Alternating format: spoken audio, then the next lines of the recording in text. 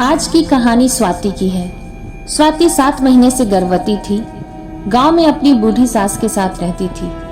उसका पति सतीश शहर में नौकरी करता था और वहीं रहता था। एक दिन स्वाति को कॉल आता है। उसके पति सड़क दुर्घटना में घायल हो गए हैं और सरकारी अस्पताल में भर्ती हैं। परिवार के लोगों से कहा गया जल्दी से जल्दी आकर मिलने के लिए। स्वाति घबरा जाती है। वह ट्रेन का टिकट लेती है।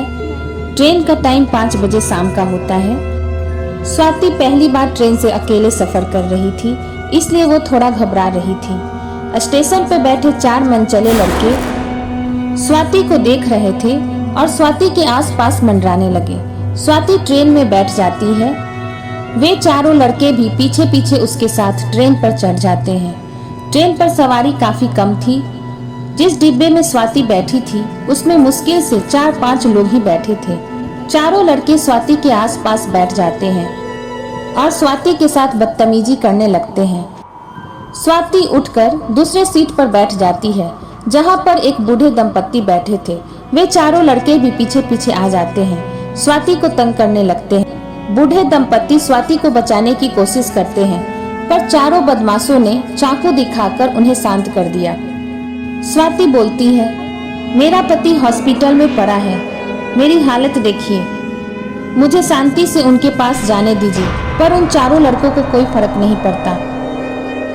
स्वाति मन ही मन में सोचने लगती है, जैसे ही ट्रेन किसी स्टेशन पर रुकेगा वह उतर जाएगी और स्टेशन पर रेलवे पुलिस से सहायता मांग लेगी। कुछ देर में ट्रेन रुक जाती है और स्वाति दौड़ते हुए ट्रेन से नीचे उतर जाती है। उतरने के बाद वह देखती है यहाँ पर तो कोई स्टेशन नहीं है। दरअसल ट्रेन अपने इंजन की शिफ्टिंग के लिए रुका था। चारों बदमाश लड़के भी स्वाति के साथ पीछे पीछे उतर जाते हैं। स्वाति 7 महीने की गर्भवती थी, इसलिए उसकी ऐसी हालत नहीं थी कि वह दौड़ सके। फिर भी वह दौड़ने लगती है। थोड़ी दूर जाने के बाद उसे एक पुरानी टूटी फूटी हवेली मिलती है। स्वाति दौड़ते हुए हवेली के अंदर चली जाती है। वहाँ एक बड़े से कमरे के कोने में जाकर बैठ जाती है। जब वह अपने आसपास देखती है तो उसे बहुत सारी चुड़ैलें नजर आती हैं।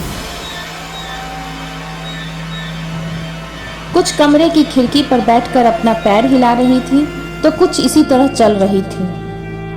स्वाति के आसपास चुड़ैल ही चुड़ैल थी। स्वाति देखकर डर जाती है और कोने में चुपचाप बैठी रहती है।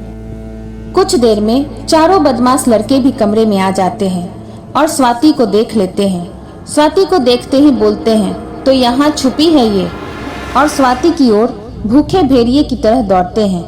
पर कमरे में मौजूद चुड़ैल अचानक से हरकत में आ जाती है। इससे पहले कि वे लड़के स्वाति तक पहुंचे, चुड़ैल उनके पास पहुंच जाती है।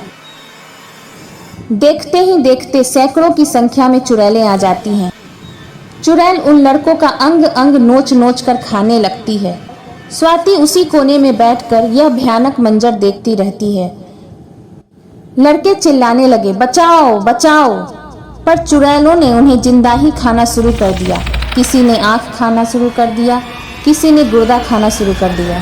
उन चारों लड़कों के शरीर का मांस नोच नोच कर खाने लगती है। लड़के बुरी तरह से तड़पने लगते हैं। देखते ही देखते वे सारी चुड़ैल उन लड़कों को पूरी तरीके से खा जाती है। स्वाति यह भयानक दृश्य देखती रहती है और अपने दुपट्टे को अपने मुंह में डाल लेती है ताकि उसकी चीख ना निकले, और उसी तरीके से कोने में चुपचाप बैठी रहती है। चुड़ैलों ने उन लड़कों को बुरी तरीके से खा लिया और वापस अपने अपने जगह चली जाती है। स्वाति को अब लग रहा था कि चुड़ैल अब उसे खाएगी। वह उसी तरीके से कोने पर बैठी रहती है और चुड़ैलों को देखती रहती है। दरअसल उस पुरानी हवेली की चुड़ैलें पुरुषों को खाकर जीवित रहती थी। 2 घंटे बीत जाने के बाद भी जब चुड़ैल स्वाति की तरफ नहीं आती है तो स्वाति हिम्मत कर कर उठती है और धीरे धीरे अपनी कदम बढ़ाती है और कमरे के दरवाजे तक चली जाती है। दरवाजे पर पहुंचकर स्वाति खड़ी हो जाती है और अपना वही दुपट्टा जिससे वह अपने मुंह में डालकर चुप रहने की कोशिश करती है ताकि उसकी चीखें ना निकले, उसी दुपट्टे को वह जमीन पर गिरा देती है और उसे उठाने के बहाने अपने आंसू भरी आंखों से उन चुड़ैलों को देखती है। उसकी आंखें उन सभी चुड़ैलों को उसे बचाने के लिए शुक्रिया कह रही थी और स्वाति अपना दुपट्टा लेकर चली जाती है।